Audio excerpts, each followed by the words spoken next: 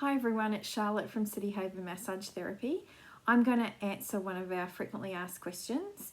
Now this may not be a question that's said out loud, but I think a lot of people might wonder about it at home. So once you've decided to go and seek some treatment from a myotherapist or a remedial massage therapist, the question is, how do I know which therapist to go and see? So there's lots of people advertising online, so it may be difficult to choose and you're not always 100% sure if that person is good to go and see. So here's some tips to help you.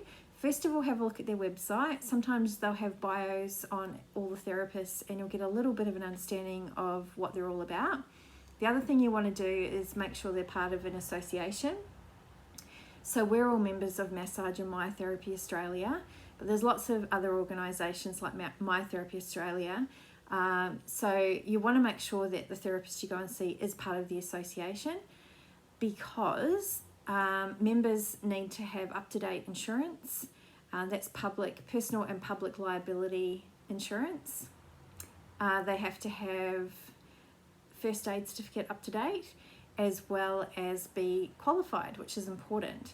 The other thing, with all those aspects covered off, they'll be able to offer you health fund rebates through high caps with all the major health funds. So it's a little bit of a warning sign if someone's advertising themselves as a myotherapist or a remedial massage therapist, but they're not able to offer health fund rebates. That would be a warning sign. So make sure that they're a member of an association. They'll normally have a certificate that they can actually present to you if you asked, and most people would have that displayed on their wall in the clinic. The other thing is qualifications. So if someone's qualified, you have every right to ask them to see their qualifications. And once again, most therapists will have that hanging up on their wall in their clinics. The other thing that you really want to be careful of is when you make a booking, you want to make sure you look at the cancellation policy to be aware what that policy is. Usually it's something like 24 hours notice, so just be aware of that. The privacy policy might be displayed on the website too, so it's good to have a look at what the privacy policy says, how that therapist or that business shares your data. And finally, you need to make sure that they're going to get you to fill out a client form.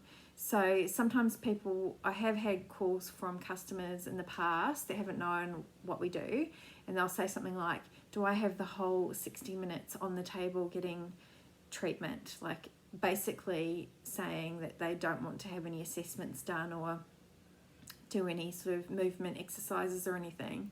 So sure, there's places that offer that type of service that do more of a relaxation base. You certainly still want to be filling out a client form, but in our practice, and my therapist and remedial massage therapist would take time initially, included in your appointment time, to do some assessments and some posture checks and things like that, so they can come to the conclusion of how they want to treat you that day. So they'll come up with the treatment plan, and then they'll go ahead with the soft tissue treatment. Time will be allocated after the treatment as well to reassess and to see what difference what they've done has made and how you're feeling, and if a movement is freer. So that's an important thing to check too. If people aren't taking the time to do that, then that could be a warning sign. The other thing is that you want them to be making notes and keeping them on file, and you can always access your notes at any time, just need to request that from them.